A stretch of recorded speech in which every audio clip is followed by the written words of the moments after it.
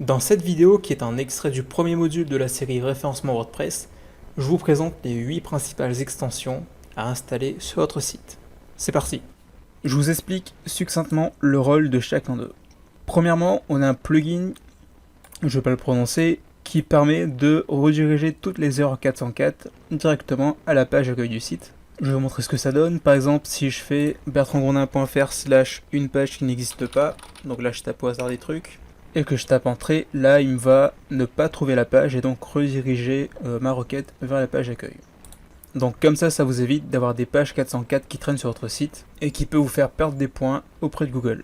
Deuxième plugin, donc là j'ai mis Contact Form 7, là vous pouvez prendre n'importe quel formulaire de contact de votre choix, c'est juste que celui-là il marche plutôt bien.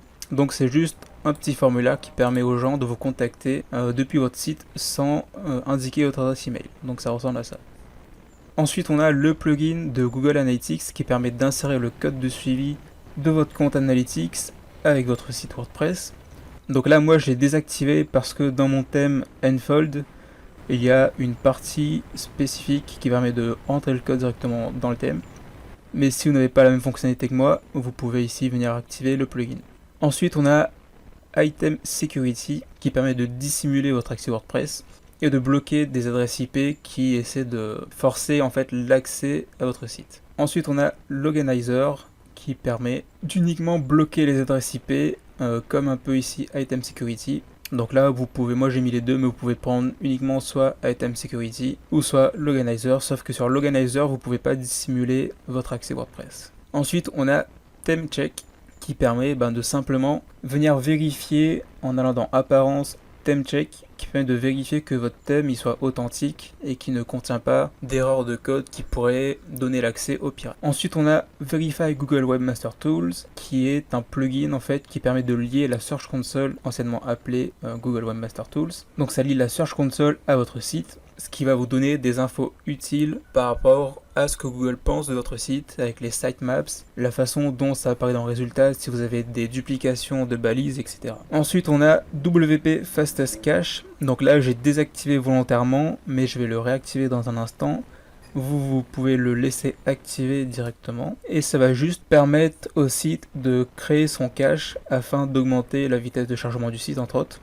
Et à côté de ça, vous avez d'autres fonctionnalités comme minifier le code HTML, le code CSS, etc. Ensuite, on a le plugin qu'on vient d'installer, Yoast SEO, qui va nous permettre de faire des réglages spécifiques pour le référencement WordPress. Donc, on est bon pour la partie plugin. Gardez à l'esprit que plus vous en avez, plus votre site prendra du temps à charger.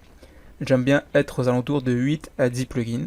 Moins j'en ai, mieux je me sens. Après, ça va dépendre de ce que vous allez faire de votre site WordPress. Si par exemple vous faites un e-commerce, il va falloir plus de plugins, mais faites bien attention à le mettre le moins possible. Par exemple, là, moi, ce que je peux faire ici, c'est de désactiver celui-là et de le supprimer, parce que ces fonctionnalités seront comprises dans Item Security.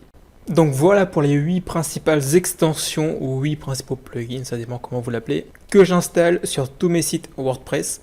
Et je vous conseille de faire la même chose car ça va impacter grandement votre référencement et augmenter la vitesse de chargement de votre site, ce qui est génial. Si votre plugin préféré est absent de cette vidéo, présentez-le dans les commentaires juste en dessous en nous disant ce que vous aimez chez lui. Voilà pour cette vidéo, je vous retrouve dans la prochaine. Ciao!